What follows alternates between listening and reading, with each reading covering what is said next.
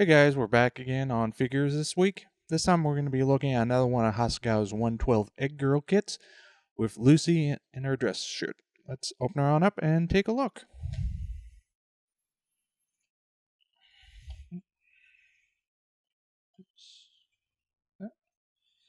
Set that aside for now.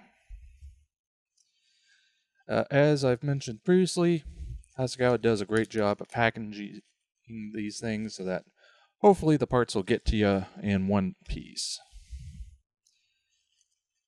Okay. So, since I've got my hands on this particular bag, let's start here. Now, right away, one of the things I noticed, and well, hopefully this will show up on camera, is at least with the hair parts, the details seem on the soft side. This is one of those things I don't know how well it will translate onto camera, but just everything seems a little soft, both here with the back hair piece and here with the bangs. Just, I don't know, just to my eye at least, they look soft. Now obviously we also have a lot of flashing here on the bangs, which makes me believe that perhaps this was a very late mold kit, i.e. kit that they did towards the end of the life of the mold, where the imperfections that come with rubber molds being used, they deteriorate with each use. Eventually you do have to replace them, and I think this may have been one that was basically at the end of its life. Detailing on the hand sculpts, though, is passable. Obviously, again, detail itself is ever so slightly soft, but in this scale, at least there, it's a little less noticeable.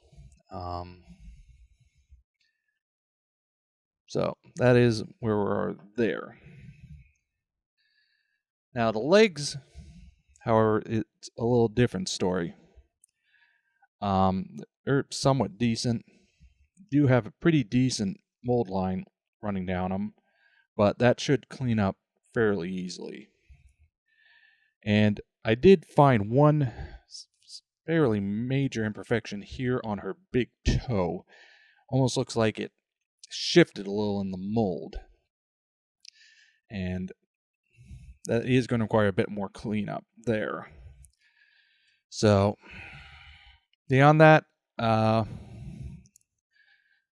sculpt is good. And nothing that I can really complain about there. Now, moving on to the torso, as well as her shirt. This is where we counter some pretty decent problems.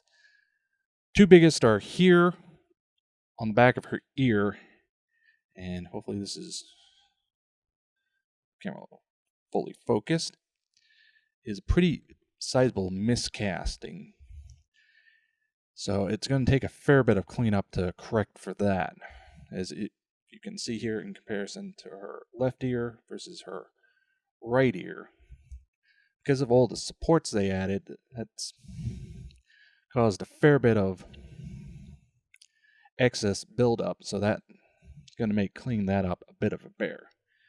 We also have a really poorly done pore stub right here at the bottom of the shirt. That's going to be another area that's going to be a bear to clean up. Now, overall, that's a big minus. Plus here, as we look at the bottom of the shirt, a lot of the edging is really super thin. So that's going to require a fair bit of care to not damage and destroy that and add to our work. So that's the minuses out of the way. Beyond this, though, I do think the sculpting in the face is well done. Hopefully it's focusing. As well as the folds in the shirt and just the posing an overall look at the figure. In that regards, Hasegawa has done a really good job. Now, moving on to decals, we're given two different styles of eyes for this kit. One with her looking slightly down, and one with her looking slightly up. Both are looking roughly the same direction. In looking slightly over here, if I use the decal sheet as the focus point. In terms of the color and register, very nicely printed. No issues there, and the fact that you've got multiple sets, so if you mess one up, you at least have some spares to go with. Now, jumping into the instruction sheet, it's a very basic and simple kit. There's no real sort of gotchas. Basically, all you're going to require is just attaching the hands, legs, and her hair. That's it. So it is definitely a more beginner-friendly kit. Again, since you are dealing with a fair amount of skin with this, that does take a little more work, but it's more than doable. We're given paint keys.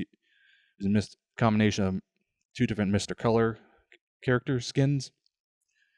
And again, this is definitely one that will build up quickly and easily. So give me a second to get everything back in, and I will give my final thoughts. So overall, while this kit is simple, it's definitely one I still kind of recommend. If for no other reason, it's probably a good starter kit. However, as I believe I've mentioned previously in these reviews, it does feel like Hasegawa is letting quality slip in order to keep pumping these kits out. I don't have a problem with the rate of their releases. The only issue is they can't, keep their quality up to a certain standard because of that.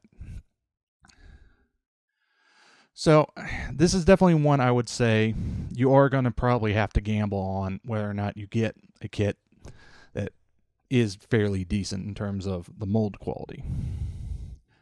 But if you do get a good one, this is one you could probably get done in a weekend. A good, nice, quick refresher project. So that was a look at Hasegawa's 1/12 scale Lucy in her dress shirt. Beginner-friendly kit, but you are definitely going to be gambling as far as the quality of the casting. So, until next time.